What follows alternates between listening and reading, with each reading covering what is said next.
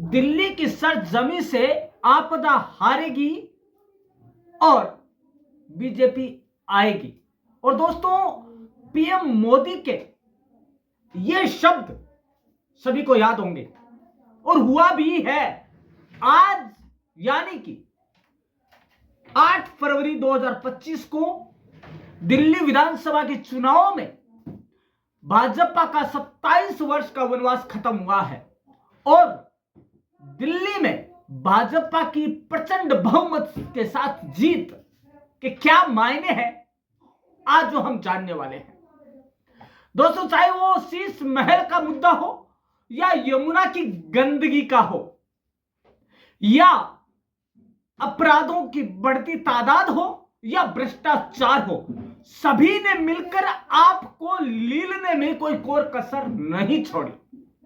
दोस्तों, एक बयान बीच में आया केजरीवाल जी का कि मोदी जी इस जन्म में तो क्या, उन्हें जीतने के लिए 2 जन्म लेने पड़ेंगे। और दोस्तों, खुद केजरीवाल जी और उनके सहयोगी को भी हार का सामना करना पड़ा। दोस्तों, दिल्ली में 27 साल बाद बीजेपी का कमल खिला, वही आम आदमी पार्टी को बड़ा झटका लगा। पार्टी के 2 कद्दावर नेता अरविंद केजरीवाल और मनीष सिसोदिया स्वयं चुनाव हार गए। दिल्ली विधानसभा के रुझानों से बीजेपी दिल्ली में स्पष्ट बहुमत हासिल कर चुकी थी, लेकिन दोस्तों, जरूरत थी तो एक बस फॉर्मेलिटी की, जो कि 8 फरवरी को हो गई और जीत हुई भाजपा की। जीत हुई विकास और सुशासन के नारे की और जीत हुई मोदी की गारंटी की। दोस्तों, बीजेपी का 27 साल का सूखा खत्म हो गया और बहुमत के साथ सत्ता में बीजेपी की वापसी हो गई। दोस्तों, आज ये जानना जरूरी है कि लगातार 3 बार दिल्ली की सत्ता हथियाए आप पार्टी को मुंह की क्यों खानी पड़े, वो कारण क्या रहे जिन्होंने कि आपको ठेंगा दिखा दिया। दोस्तों, जान लेते हैं।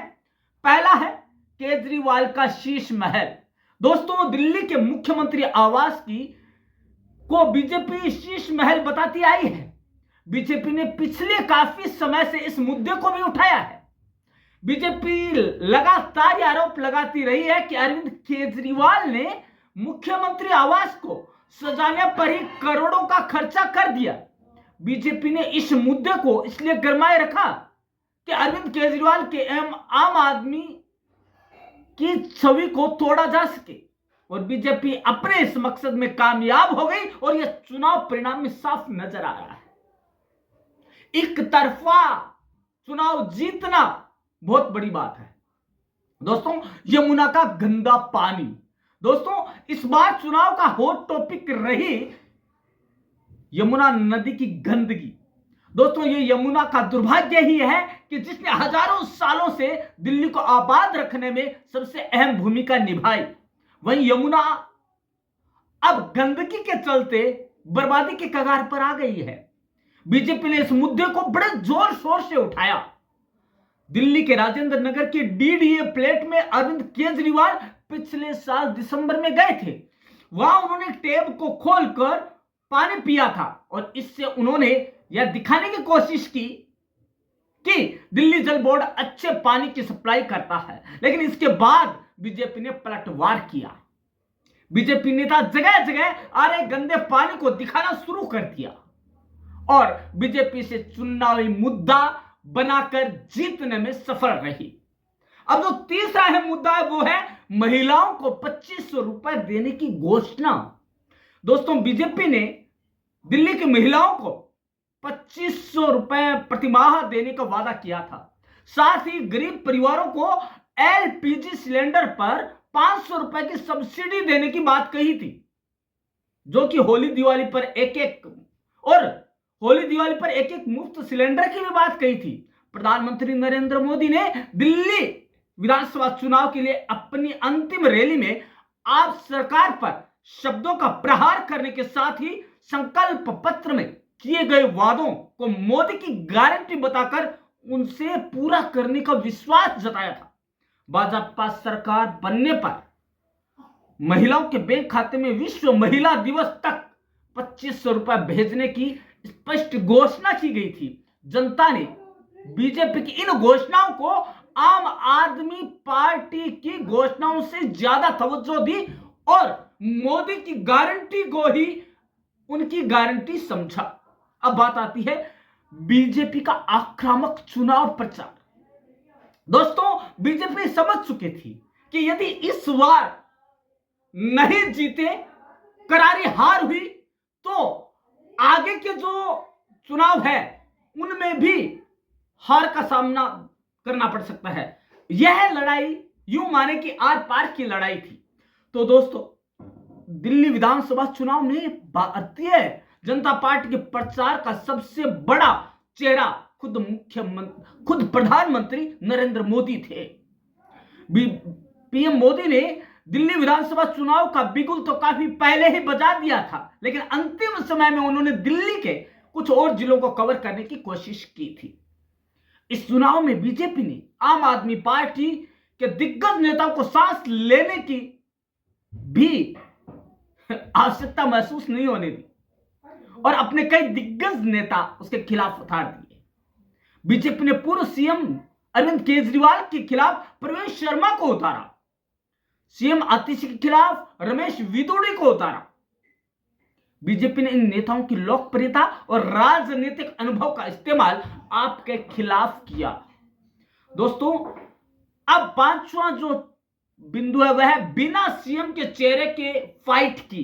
दोस्तों, चुनावी गुटबाजी, जातीय गोलाबंदी, क्षेत्रीय पहचान से पैदा होने वाली दिक्कतों को देखते हुए बीजेपी पिछले कुछ चुनावों में मुख्यमंत्री पद के उम्मीदवार की घोषणा नहीं करती आई है। दिल्ली विधानसभा चुनाव में भी बीजेपी ने यही किया और इसका नतीजा यह हुआ कि दिल्ली के बीजेपी के वोटर और समर्थक पूर्वांचली, पहाड़ी, पंजाबी में नहीं बटे। उन्होंने एकमुश्त होकर बीजेपी को वोट दिया और बीजेपी वोट और मतदान दोनों हासिल करने में सफल रही। बीजेपी इस फॉर्मूले पर हरियाणा, छत्तीसगढ़, राजस्थान, महाराष्ट्र और मध्य प्रदेश में चुनाव पहले ही जीत चुकी है और उन्होंने अपना ट्रम्प कार्ड फिर से चालू कर दिया। दोस्तों, जो 27 साल का सूखा खत्म हुआ वो ऐसे नहीं हुआ, उसके पीछे की रणनीतियां थी जिन्होंने इस को साफ बहुमत दिलाने में अपनी भूमिका निभाई। दोस्तों, और कांग्रेस का खाता साफ करके केजरीवाल सरकार, आप सरकार को जीत का चौका लगाने से रोका। दोस्तों, भ्रष्टाचार के दागों को गहरा करने की रणनीति ने दिलाई सफलता। आम आदमी पार्टी खुद को कट्टर ईमानदार कहती थी, उस पर लगा भ्रष्टाचार का कथित दाग उसके लिए हार का सबसे बड़ा कारण बना।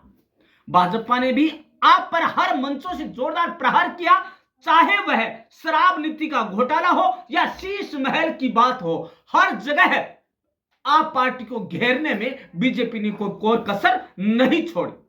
और दोस्तों, उसके बाद सरकार की मुफ्त योजनाओं और डबल इंजन सरकार का नैरेटिव काम कर गया। इसके अलावा मोदी की गारंटी लोगों को भरोसा दिलाने में रही कामयाब। दोस्तों, भाजपा केंद्रीय नेतृत्व ने दिल्ली में इस बार लगातार विकास की बात की और दिल्ली की दुर्दशा को सुधारने का ऐलान किया।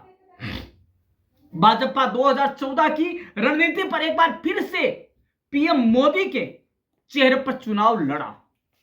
दोस्तों, भाजपा ने हर बार की तरह इस बार भी अपने मुख्यमंत्री पद के लिए किसी व्यक्ति या चेहरे की घोषणा नहीं की। इसीलिए उन्हें हर तबके का वोट मिला, चाहे वो पंजाबी हो, चाहे हिंदू हो, चाहे सिख हो, चाहे वह मुस्लिम हो, चाहे SC/ST हो, चाहे OBC हो। सभी का चुनाव में मतदान हुआ और वह भाजपा के पक्ष में हुआ। दोस्तों, दिल्ली के वोटरों को प्रधानमंत्री की साफ सुथरी छवि, विकास, सुशासन और राष्ट्रीय सुरक्षा को लेकर स्पष्ट दृष्टिकोण भाया। सभी जनसभाओं में भाजपा ने लोगों के सामने अपने संकल्प पत्र को एक ही बात कहकर पेश किया, मोदी की गारंटी। और आपदा जाएगी और भाजपा आएगी। दोस्तों, कहीं ना कहीं दिल्ली की जनता को इस नारे पर यकीन हो गया और जो परिणाम जब सामने आए तो यह उसी का नतीजा सामने आया। दोस्तों, यमुना की सफाई, सड़कें और गंदा पानी जैसे मुद्दों को भाजपा ने भुनाया। यमुना नदी जो कि दिल्ली की बसावट के लिए अपना अहम भूमिका निभा चुकी है, पिछले कई सालों से उसकी गंदगी चीख पुकार कर कह रही है कि कोई तो आओ मेरा उद्धार कर। और दोस्तों, इसी चीख पुकार को, आर्तनाद को यमुना के बीजेपी ने भुनाया और यमुना की गंदगी को सबके सामने बड़ा चढ़ाकर दिखाया। और उससे क्या हुआ? यह हुआ कि जनता स्वच्छ जल के लिए तड़प तड़प कर मतदान करने आई और बीजेपी को जिताने में अपना पूरा योगदान दिया। उसके बाद सबसे बड़ा कारण रहा मजबूती से कांग्रेस का चुनाव लड़ना, सक्रियता के साथ कांग्रेस का चुनाव लड़ना और आपका करना नुकसान। दोस्तों, हुआ क्या, हम आपको बता दें। जाते जाते एक बात बताना जरूरी है कि हुआ क्या, कांग्रेस चुनाव लड़ी लेकिन पूरी सिद्धता के साथ। अब की बार दोस्तों, हालांकि 2015 में कांग्रेस को 99.7% तो 2020 में 4.3% वोट मिले। इस बार यह आंकड़ा 6.62% वोट मिलते दिखाई दे रहे हैं। लोकसभा में विपक्षी एकता का नारा लगाकर भाजपा को चुनौती देने वाली आप और कांग्रेस की विधानसभा चुनाव में राहें अलग अलग हो गई और कांग्रेस ने खुलकर विरोध किया आपका और पूरी शिद्दत के साथ चुनाव लड़ने का माहौल बनाया, मानस बनाया। और यही वजह रही कि वोटर बट गए और आपको तो फिर भी कुछ सीटें मिली, लेकिन कांग्रेस अपनी जमानत भी नहीं बचा पाई और 0 सीटें मिली।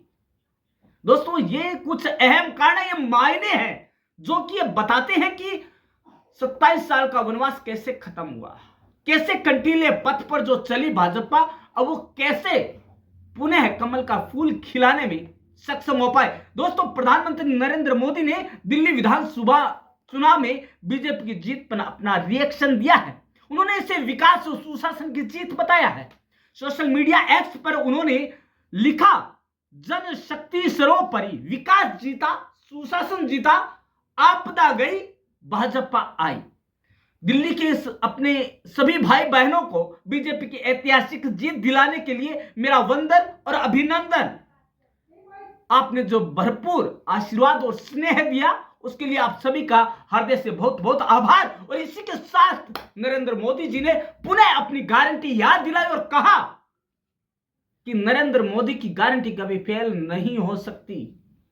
कंपनियां गारंटी देती है 5 साल की, लेकिन वो देंगे पूरे जन्म भर साथ देने की। तो दोस्तों, आपने जाना कि दिल्ली किसकी, भाजपा की 27 साल का जो वनवास था वो खत्म होने के कारण भी जाने। और सबसे पहले परम क्लासेस चैनल आपके साथ लाइव लेकर आया है, जिससे कि आपको कहीं और जाने की जरूरत ना हो। तो दोस्तों, कल मिलते हैं एक नए टॉपिक के साथ जो आपके अंदर भरेगा ज्ञान की एकता, ज्ञान का प्रकाश। तो मिलते हैं दोस्तों कल इसी समय इसी चैनल पर, तब तक के लिए धन्यवाद।